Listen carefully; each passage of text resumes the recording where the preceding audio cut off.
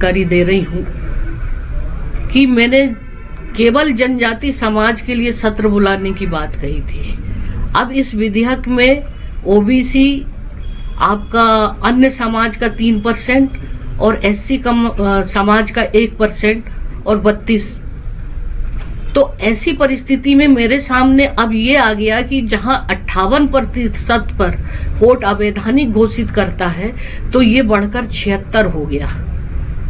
अगर केवल आदिवासी जनजाति समाज का ही संशोधन होता 20 से 32 तो मेरे लिए तत्काल हस्ताक्षर करने में कोई दिक्कत नहीं थी, क्योंकि उसका जो परसेंटेज है,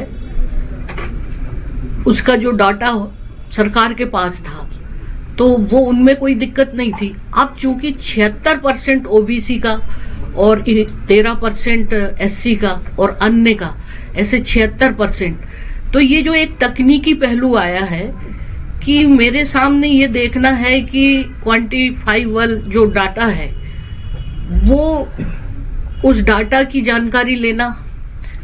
दूसरी बात है कि जो अन्य समाज का जो हुआ 3% का, उसमें किस तरीके का ये डाटा तैयार किया है।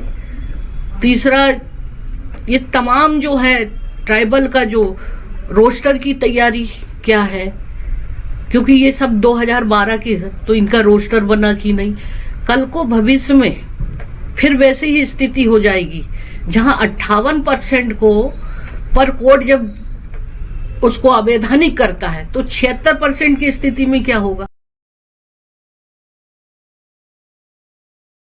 कोर्ट ने यह भी कहा है, उसको पढ़ना चाहिए कि विशेष परिस्थिति जहां की स्थिति हो तो वहां राज्य सरकारें बढ़ा सकती है। एक तरफा बात नहीं होना चाहिए। 50% ठीक है, वो तो सामान्य स्थिति है, लेकिन जहाँ असामान्य स्थिति है, अब यहाँ 44% जंगल है और यहाँ की भौगोलिक सामाजिक परिस्थिति अलग है और इस कारण से इसको बढ़ाया गया है।